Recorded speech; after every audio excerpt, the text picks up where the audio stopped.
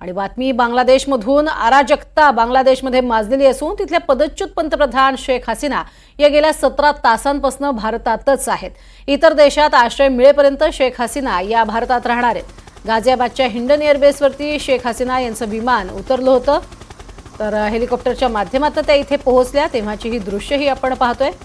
अतिशय सुरक्षित पद्धतीने त्यांना इथून हलवण्यात आलं आणि सध्या त्या भारतातच आहेत, सुरक्षित आहेत. अजून पुढे कुठल्या देशात जायचं या संदर्भातला निर्णय त्या घेत आहेत.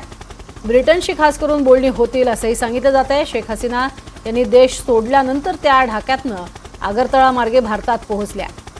C-130 हे वाहतूक विमान जे आहे ते संध्याकाळी 6 वाजता गाझियाबादमध्ये हिंडन एअरबेसवरती पोहोचलं होतं. देशातली परिस्थिती हाताबाहेर गेल्यानं पंतप्रधान शेख हसीना यांना राजीनामा देऊन देश सोडून निघून यावं लागलं होतं. तर देश सोडण्यापूर्वी त्यांनी देशाला संबोधित करायचं ठरवलं होतं, मात्र रेकॉर्डिंग न झाल्यानं त्यांना बांगलादेशवासियांना संबोधित करता आलं नाही. गेल्या काही दिवसांपासून आरक्षणावरनं बांगलादेशात नागरिकांकडून जोरदार आंदोलनं सुरूच होती.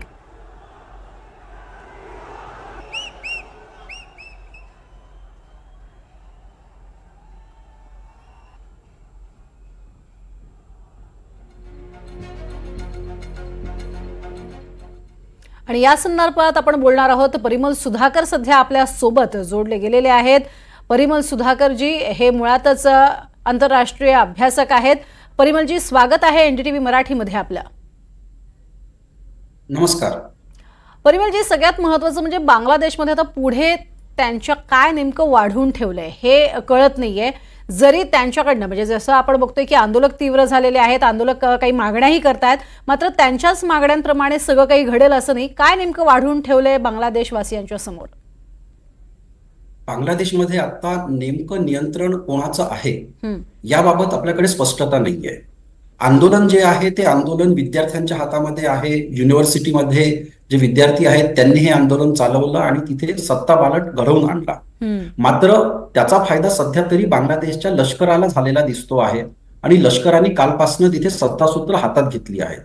मात्र विद्यार्थी नेत्यांचं हे म्हणणं आहे की लष्करी नेतृत्व त्यांना नको आहे, त्यांना लष्करी सत्ता नको आहे आणि त्यामुळे लवकरच बांगलादेशमध्ये सर्वपक्षीय किंवा कमीत कमी जास्तीत जास्त पक्ष ज्या सरकारमध्ये सहभागी होऊ शकतील त्या पक्षांचं सरकार तिथे काळजीभाऊ सरकार स्थापन करावं ही तिथे सध्या विद्यार्थ्यांची मागणी आहे. मात्र हे आंदोलन करणारे फक्त विद्यार्थीच आहेत असंही नाही. आंदोलन करणाऱ्यांमध्ये विरोधी पक्षाचे कार्यकर्ते, जो बांगलादेश नॅशनलिस्ट पार्टी आहे त्याचे कार्यकर्ते आहेत, जमाते इस्लामी या एका धार्मिक आणि धर्मांध संघटनेचे कार्यकर्ते सुद्धा आंदोलनकर्त्यांमध्ये आहेत. आणि त्यामुळे आज बांगलादेशमधली जी परिस्थिती आहे ती भविष्यामध्ये याचा नेमका कोणता गट फायदा उचलतो त्याच्यानुसार बांगलादेशचं भवितव्य पुढच्या काळामध्ये ठरणार आहे.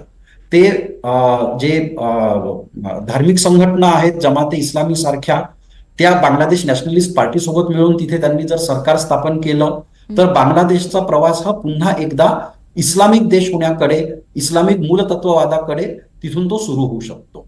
ज्या विद्यार्थ्यांच्या हातामध्ये आता हे नेतृत्व आहे त्या विद्यार्थ्यांचा मात्र त्याला पाठिंबा नसेल आणि त्यामुळे बांगलादेशमधला हा संघर्ष इथेच थांबेल असं नाही.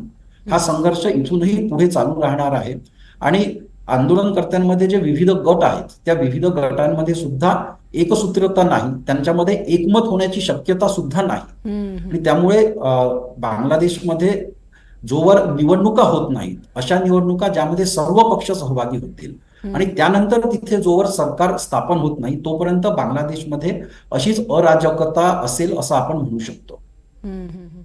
बरं, सगळ्यात महत्त्वाचं की शेख हसीना यांचं तर राजकीय भवितव्य काय असा प्रश्न निर्माण होतोय. एकीकडे त्यांचा मुलगा असं म्हणतोय की आता काही त्या सक्रिय राजकारणात इतक्यात तरी येणार नाहीत. मात्र तुम्हाला काय वाटतं, शेख हसीना यांचं काय असेल राजकीय भवितव्य? सध्या बांगलादेशमध्ये जी परिस्थिती निर्माण झाली आहे त्यानुसार तरी शेख हसीना या बांगलादेशमध्ये परततील आणि तिथे सक्रिय राजकारण करतील अशी स्थिती नाही. आणि त्यामुळे त्यांनी सुद्धा तत्काळ देश सोडण्याचा आणि देश सोडून भारतामध्ये येण्याचा हा निर्णय घेतला आहे. मात्र शेख हसीना यांना हे नीट ठाऊक आहे की त्यांचा जो पक्ष आहे अवामी लीग, त्या अवामी लीग पक्षाची पाळंमुळं बांगलादेशमध्ये खोलवर पसरलेली आहेत आणि त्या पक्षाला सुद्धा खूप मोठ्या प्रमाणामध्ये बांगलादेशमध्ये समर्थन आहे. त्यामुळे बांगलादेशमध्ये सर्वच लोक आज शेख हसीना आणि त्यांच्या पक्षाच्या विरोधात गेले आहे असं जे चित्र बाहेरून दिसतंय तसं ते चित्र नाही. ते आज बचावात्मक परिस्थितीमध्ये आहे. मात्र जसे पुढील काही दिवसांमध्ये अराजक हे कायम राहील आणि कोणतंही एक स्थायी सरकार तिथे स्थापन होणार नाही अशी जर परिस्थिती असली तर लोकांचा या उठावापासून सुद्धा भ्रमनिराश होईल. आणि या काळामध्ये लोकांचं लक्ष हे शेख हसीना यांच्यावरती न राहता ते आता लष्करावरती राहावं, जे आंदोलनकर्ते आहेत त्यांच्यावरती राहावं आणि बांगलादेशमधल्या सामान्य जनतेला साधारणतः एक असा संदेश जावा की सध्या जे नियंत्रण राखू इच्छित आहात त्यांच्याच काही परिस्थिती सांभाळल्या जाणार नाही. आणि त्यानंतर मग शेख हसीना या प्रत्यक्ष नसल्या तरी त्यांच्या बाकी पाठीराख्यांच्या मार्फत त्यांचे जवळचे नातेवाईक, त्यांचा मुलगा आहे, त्यांची बहीण आहे, यांच्या मार्फत त्या बांगलादेशच्या राजकारणामध्ये पुनरागमन करण्याचा निश्चितपणे प्रयत्न करतील. अगदी परिमलजी, एक सगळ्यात महत्त्वाचा वारंवार जो उल्लेख होत असतो की म्हणजे शेख हसीना यांच्यावरती ही वेळ येण्यामागचं प्रमुख कारण म्हणजे त्यांचं भारत धार्जिणं असणं. तर ह्याचा फटका सुद्धा एक प्रकारे त्यांना बसला आहेच आहे. मात्र हा जो तख्तपालट झालेला आहे त्याचा भारतासाठी किती धक्का आहे, किती धोका आहे असं मानायचं? भारतासाठी ही घडामोड ही निश्चितपणे ही चांगली नाही. मागच्या 15 वर्षांपासून शेख हसीना बांगलादेशच्या पंतप्रधान होत्या आणि त्यांनी भारताला पूरक असं मैत्रीपूर्ण धोरण सातत्याने राबवलं होतं. बांगलादेशमधल्या इस्लामिक मूलतत्ववाद्यांचा त्यांनी कडवटपणाने विरोध केला होता, त्यांना मोडीत काढलं होतं. आयसिसनी आपली पाळंमुळं बांगलादेशमध्ये पसरवण्याचा प्रयत्न केला, त्यांना सुद्धा शेख हसीना यांनी कणखरपणे त्यांना मोडीत काढलं होतं. जमाते इस्लामी या एका कट्टर संघटनेला सुद्धा त्या सतत शिंगावर घेऊन होत्या. 1971च्या लढ्यामध्ये ज्यांनी पाकिस्तानची साथ दिली होती अशा जमाते इस्लामीच्या अनेक मोठ्या नेत्यांना त्यांनी फासावर सुद्धा चढवलं होतं. आणि अशा पद्धतीने मूलतत्ववादाशी तिथे सामना करणाऱ्या, भारताला ज्या दहशतवादी गटांच्या नेत्यांना भारताचा ताबा भारताला हवा होता, विशेषतः ईशान्य भागातल्या, त्यांना भारताकडे सुपूर्द करण्याचं काम शेख हसीना यांनी केलं होतं. आसाम आणि इतर ईशान्येकडच्या राज्यातल्या बंडखोर गटांची जी बांगलादेशमध्ये कार्यरत होती त्यांचं उच्चाटन करण्याचं काम शेख हसीना यांनी केलं होतं. अशा पद्धतीने भारताला पूरक असं, भारताच्या राष्ट्रीय सुरक्षेला सुद्धा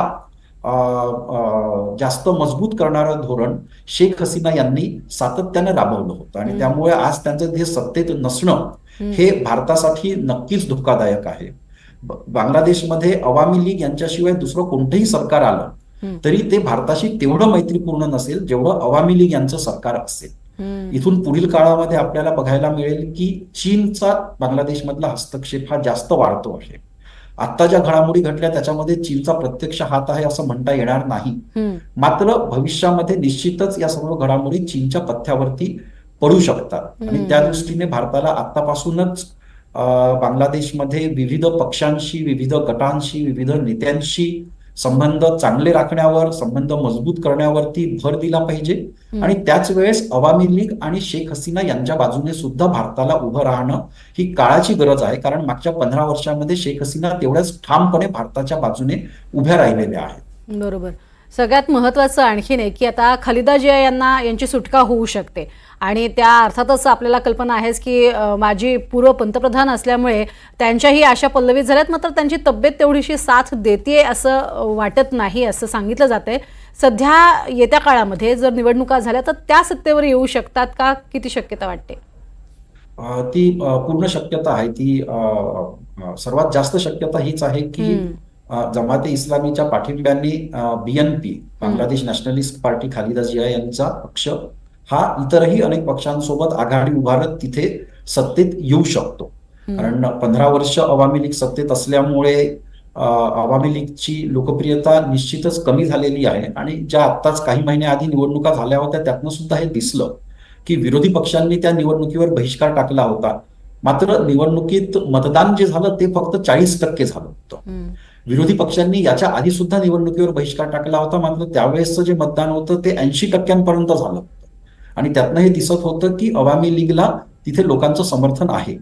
मात्र या निवडणुकीमध्ये अशा प्रकारचं समर्थन दिसलं नाही, कारण खूप कमी लोक मतदानासाठी बाहेर आले आणि अत्यंत तोडक्या मतदारांनी तिथे शेख हसीना यांना पुन्हा पंतप्रधान पदाची संधी दिली. त्यामुळे स्पष्ट आहे की शेख हसीना यांची लोकप्रियता तिथे घसरलेली आहे आणि खालिदा जिया यांच्या तोडीचं दुसरं नेतृत्व सध्या बांगलादेशमध्ये नाही.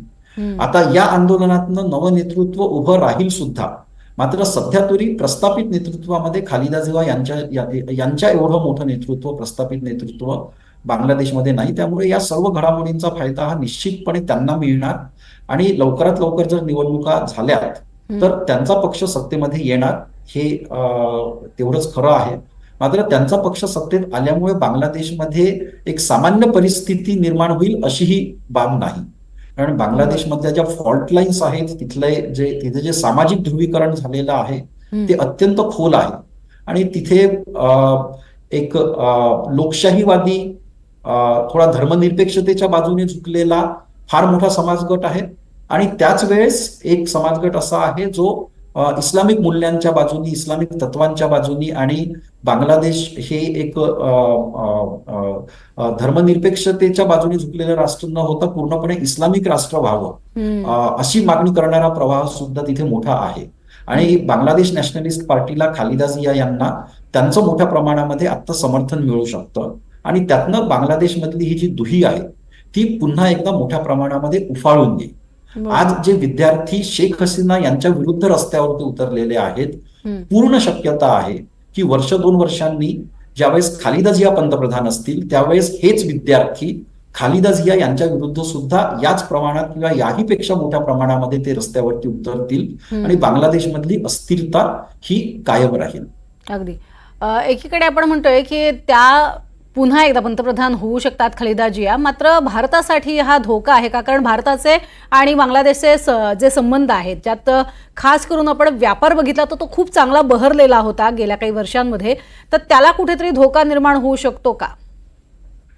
असं आहे की तिथे जर खालिदा जिया किंवा बांगलादेश नॅशनलिस्ट पार्टी खूप मोठा काळ जर सत्तेत राहिल्यात तर हळूहळू त्या भारतापासून बांगलादेशला दूर नेतील, त्या अधिक चीनच्या जवळ जातील, ही सर्व परिस्थिती तयार होऊ शकते.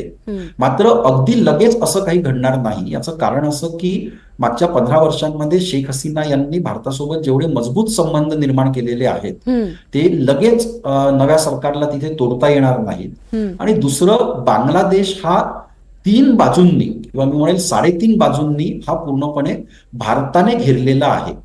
त्यामुळे बांगलादेशचं भारतावरचं जे अवलंबित्व आहे ते खूप मोठं आहे. बांगलादेशची सीमा ही त्या प्रकारे चीनशी जुळलेली नाही आहे किंवा अगदी छोटा भाग आहे जो म्यानमारच्या जवळ आहे. मात्र सर्व बाजूंनी भारत हा बांगलादेशच्या सीमेवरती आहे आणि त्यामुळे तिथे कोणतंही सरकार आलं तरी त्या सरकारला उघडपणे भारत विरोधी भूमिका घेऊन तर चालणारच नाही. तसं बांगलादेश त्या पद्धतीने स्थिर राहू शकत नाही. आणि मागील काळांमध्ये जे सगळे करार मदार झाले आहेत त्यापासून सुद्धा, त्या व्यापारापासून सुद्धा भारत आणि बांगलादेश यांच्या दरम्यान वाहतुकीचे जे मार्ग खुले झालेले आहेत ते सर्व एका फटक्यामध्ये बंद करणं हे खालिदा जिया यांना सुद्धा शक्य होणार नाही. आणि त्यामुळे लगेच फार काळजीचं असं भारतासाठी कारण नाही. मात्र खूप मोठा काळ जर त्या सत्तेत राहिला तर निश्चितपणे हळूहळू त्या नवे मार्ग शोधायला लागतील, त्या चीनच्या अधिक जवळ जायला लागतील, इतर देशांच्या अधिक जवळ जायला लागतील. आणि असंही म्हटलं जातं की खालिदा जिया यांना कदाचित अमेरिका सुद्धा समर्थन देईल, कारण अवामी लीग आणि अमेरिका यांचे संबंध सुद्धा फार चांगले नव्हते. बायडेन यांनी 2 वर्ष आधी लोकशाहीची एक फार मोठी कॉन्फरन्स आयोजित केली होती आणि त्यामध्ये त्यांनी बांगलादेशला आमंत्रित केलं नव्हतं की बांगलादेशमध्ये लोकशाही नाहीये असं म्हणत त्यांनी शेख हसीना यांना त्यासाठी आमंत्रण दिलं नव्हतं. आणि त्यातनं त्यांनी दाखवून दिलं होतं की ते बांगलादेशमधल्या सत्ताधारी पक्षासोबत फारसे संबंध ठेवू इच्छित नाही.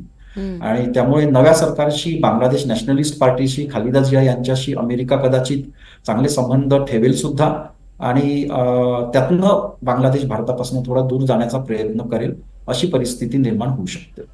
नक्कीच. परिमलजी, खूप खूप धन्यवाद. तुम्ही ही सविस्तर माहिती दिलीत त्यासाठी, कारण एकंदरीतच बांगलादेशमधल्या ज्या घडामोडी आहेत त्या भारताशी संबंधित आहेत, निगडीत आहेत आणि सध्या भारताच्या वतीनं सुद्धा चांगले प्रयत्न जे आहेत ते सुरू आहेत. तिथली परिस्थिती आणि तिथले भारतीय जे आहेत ते सुखरूप राहावेत यासाठीचे प्रयत्न सुद्धा होताना आपल्याला पाहायला मिळतात. तुर्तास धन्यवाद. आमच्याशी संवाद साधलात, बोललात यासाठी. धन्यवाद.